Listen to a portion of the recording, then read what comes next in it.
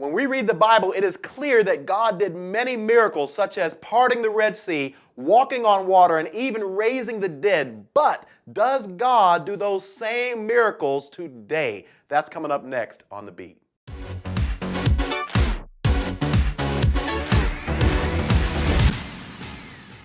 Hey everyone, my name is Parr. Thank you all so much for tuning into The Beat. Today we're answering the question, does God still do miracles? And so to answer this question, I want to answer 4 questions. First of all, what is a miracle? Second of all, why did God do miracles? Third of all, when did he do miracles? And then finally, what does this mean for us today? Number 1, what is a miracle? Well, miracles in the Bible are often referred to as signs. And a sign, in its most basic sense, points people in a particular direction. In the same way, a miracle is when God steps into the natural and does something supernatural that defies all human ability and understanding and scientific explanation simply for the purpose of pointing people towards him. Second of all, why does God even do miracles in the first place? Well, the first reason is to restore the natural order of creation. And so people weren't supposed to be blind, deaf, lame, and mute. And so when God does these miracles, he's restoring the order of creation. Second of all, God knows that oftentimes people are resistant and they will not listen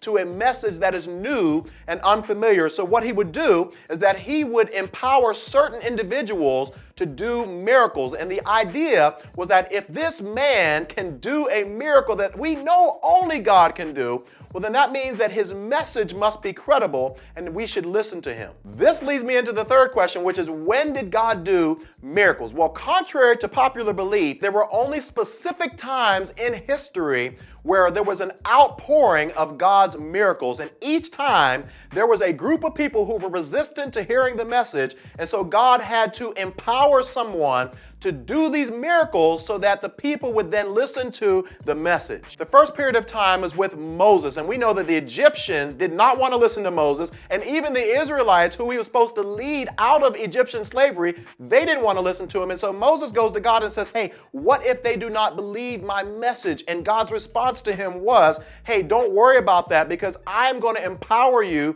to do miracles. He says, throw your staff on the ground, it's become a snake. Put your hand in your garment, it's going to come out looking leprous. And so he says, hey, I'm going to give you the ability to do these miracles so that when people see your miracles, they will listen to your message. Then after Moses, there was a long period of hundreds of years where we did not see an outpouring of God's miracles again until the age of the prophets. These prophets were given a message from God to deliver to the people. The problem was the people did not like the message God had for them, and God, anticipating that these people would rebel from him, he said, hey, the only way that they are going to listen to these prophets is if I empower them to do miracles. Similarly, there was another stretch of hundreds of years between the time of the prophets and the time of Jesus and the apostles, where we saw another outpouring of God's miracles. When Jesus was teaching on the earth, the nation of Israel was very resistant to his message. But notice on one occasion that the unbeliever Nicodemus comes to meet Jesus at night, and he says,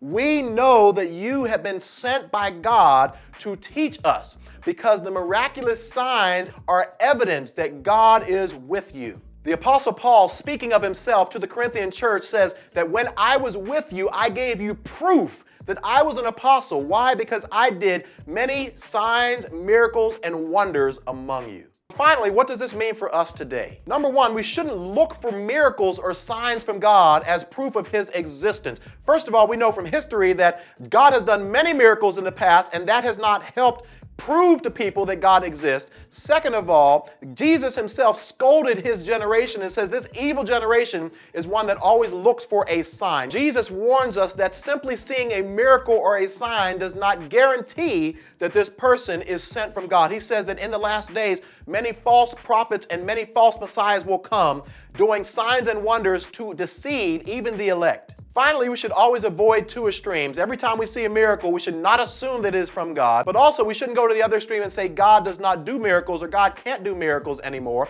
because the Bible says that God is the same yesterday, today, and forevermore. And whatever he did in the past, he can still do in the future. The difference between the day and the days before is that now the miracles are left up to the discretion of God and not man.